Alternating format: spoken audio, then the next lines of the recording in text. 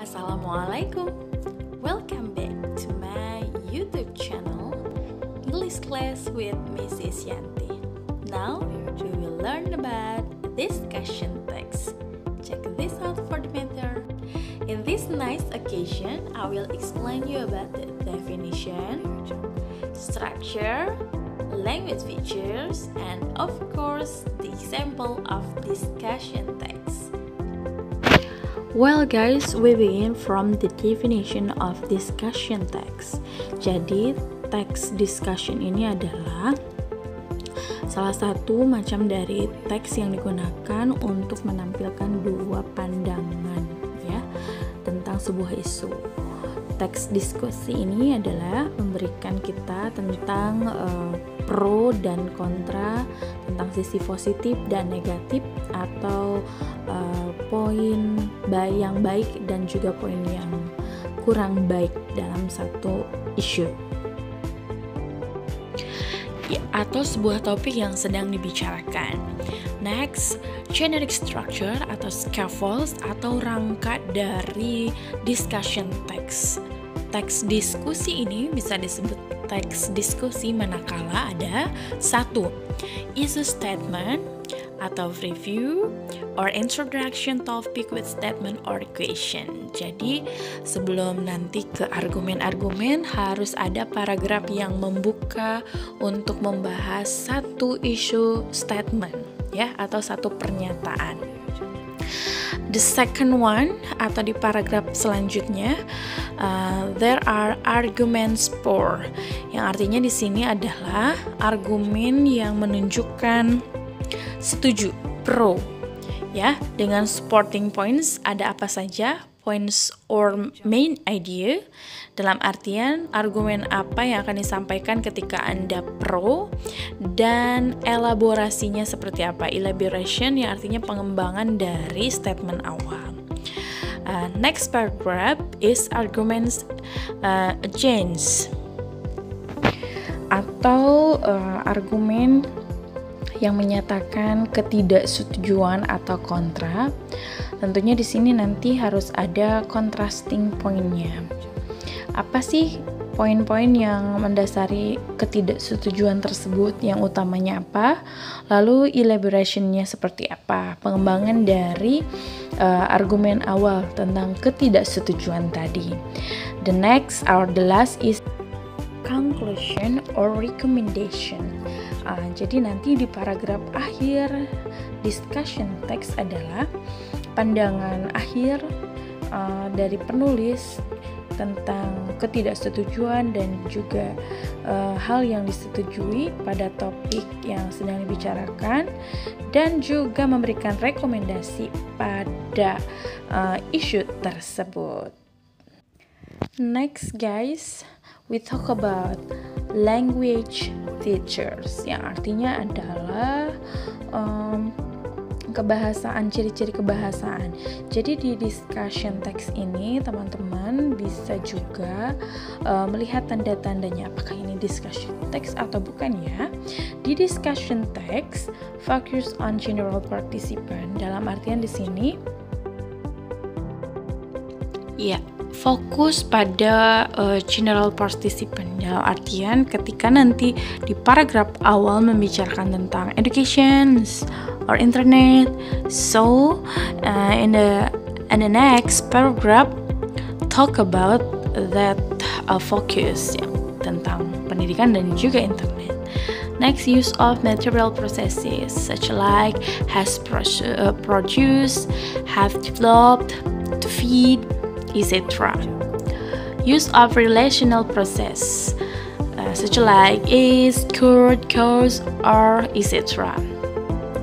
Use of mental process like feel, happy, believe, yang kegiatannya tidak langsung terlihat oleh kita ya. Next, using additive, contrastive, and causal connection or link words such like first, second, the last, furthermore, similarly, other, advantage, and disadvantage, although, even though, however, even if, in spite of, inspire, no matter how.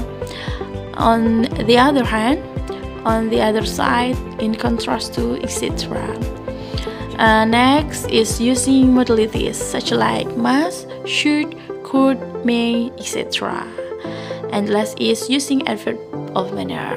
Ya, ada tandanya li begitu. Okay, you get this method, guys. Next, well guys, next I will show you langkah-langkah untuk bisa membuat satu tulisan tentang diskusi. Step yang pertama tentunya adalah membuat sebuah pembuka paragraf yang memperkenalkan topik yang sedang didiskusikan. Bisa berisi tentang pertanyaan tentang topik tersebut, bisa juga merupakan sebuah pernyataan dari pandangan penulis teks tersebut. Nah, part ini disebut sebagai issue. Step yang kedua tentunya memberikan argumen tentang pandangan yang memberikan supporting tentang pro, dan juga diberikan elaborasi atau pengembangan dari argumen yang sudah diberikan secara detail. Memberikan argumen lagi, ya, dan selanjutnya memberikan argumen atau pandangan tentang ketidaksetujuan dengan memberikan pandangan dan juga pengembangan secara detail tentang ketidaksetujuan dari pandangan kita terhadap isu yang sedang didiskusikan. Step yang kedua atau langkah yang kedua dengan cara yang kedua tentunya sama seperti step yang kedua di cara yang pertama, memberikan argumen pro dan kontra, tetapi ini dalam satu paragraf. Tapi tetap next kalimatnya harus ada pendukung dari ketidaksetujuan maupun persetujuan dari isu yang sedang didiskusikan. Next, kita ke example dengan judul Is National Examination Necessary? Apakah ujian nasional itu perlu? Ya, jadi di paragraf yang pertama ini adalah merupakan isu atau sebuah pembuka dari paragraf yang memperkenalkan topik about national examination, tentunya yang ada di Indonesia. Step yang ketiga atau langkah yang ketiga tentunya membuat sebuah kesimpulan yang menyimpulkan tentang diskusi yang telah ditulis sebelumnya di paragraf-paragraf sebelumnya, juga memberikan rekomendasi atau juga pendapat dari penulis. Catatan, kamu juga bisa melebihkan atau mengurangi paragraf yang ada di step kedua, ya. Tentunya itu tergantung dari berapa banyak argumen yang kamu tulis pada step yang kedua atau di argumen pro dan kontra tersebut. Ya, untuk selanjutnya, this is example of discussion text dengan judul Is National Examination Necessary? Ya, the first paragraph dengan isu an opening paragraph, ya, dengan membuka paragraf dengan memperkenalkan topik tentang national examination. Jadi statement awal dari penulis. Next, the second paragraph argument for with supporting evidence. Jadi argumen atau pendapat tentang pro bahwa national examination adalah necessary. Tentunya bagi mereka yang setuju memberikan alasan bahwa ujian nasional ini memang sangat penting dan juga bagus bagi Indonesia. Next paragraph or the third paragraph argument ketidaksetujuan atau kontra dengan supporting evidence-nya, ya. Jadi bagi mereka yang tidak setuju bahwa ujian nasional itu tidak penting, ya, mereka memberikan argumen-argumen tentang hal tersebut. Ya, the last paragraph is conclusion with opinion. Jadi di sini si penulisnya adalah memberikan rangkuman dari pendapat yang pro dan kontra tentang national examination. Jadi keduanya disatukan dan juga memberikan opini di akhir kalimat. Ya, kita ke catatannya, ya.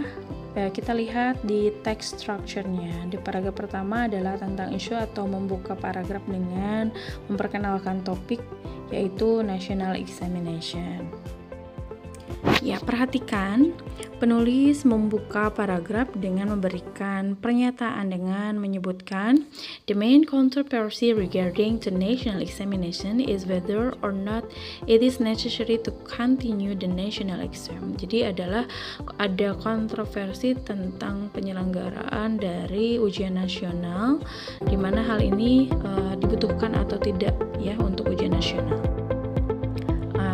Untuk structure di paragraf kedua adalah argumen with supporting evidence. Jadi adalah argumen setuju bahwa ujian nasional tetap harus dilaksanakan. Perhatikan ya, penulis di situ memberikan statement argumen untuk menunjukkan kesetujuannya dengan mengatakan for those who support the national exam, they believe that the quality of the Indonesia education system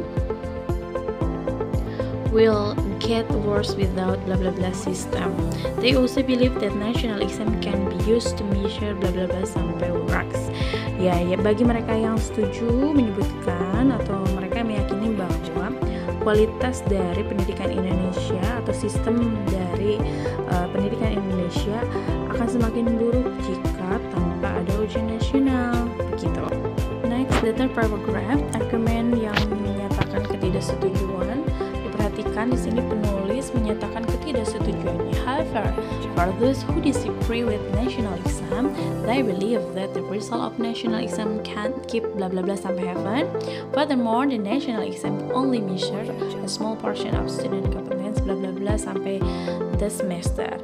Di paragraf ini menunjukkan bahwasannya ujian nasional itu hanya mengukur sebagian kecil dari kompetensi siswa. Jadi tidak efektif dilaksanakan ujian nasional, katanya seperti itu. The last but not least, the fourth paragraph or the last paragraph is a conclusion with opinion. Look, the reader concludes the text with opinion by saying the national examination can still be used as an instrument to evaluate the level of students' cognitive competence. Jadi di sini di terakhir teksnya penulis memberikan opini bahwasanya ujian nasional bisa digunakan untuk sebagai instrumen mengevaluasi level dari kompetensi kognitif siswa. Next, generic terms atau tadi fokus on the participant atau dengan topik yang sedang dibicarakan di situ tentang national examination, education system, student competence, cognitive competence juga. Ada juga word solving contrast yang menunjukkan ketidaksetujuan. Ada however, and the words linking arguments ada furthermore atau lebih lanjut. Dan masih banyak sekali language feature yang tentunya bisa digali dari teks yang sudah ditampilkan barusan. You try by yourself, and thank you for watching this video. Jika ada pertanyaan bisa tulis di kolom komentar ya. Sampai ketemu di next better. Wassalamualaikum warahmatullahi wabarakatuh.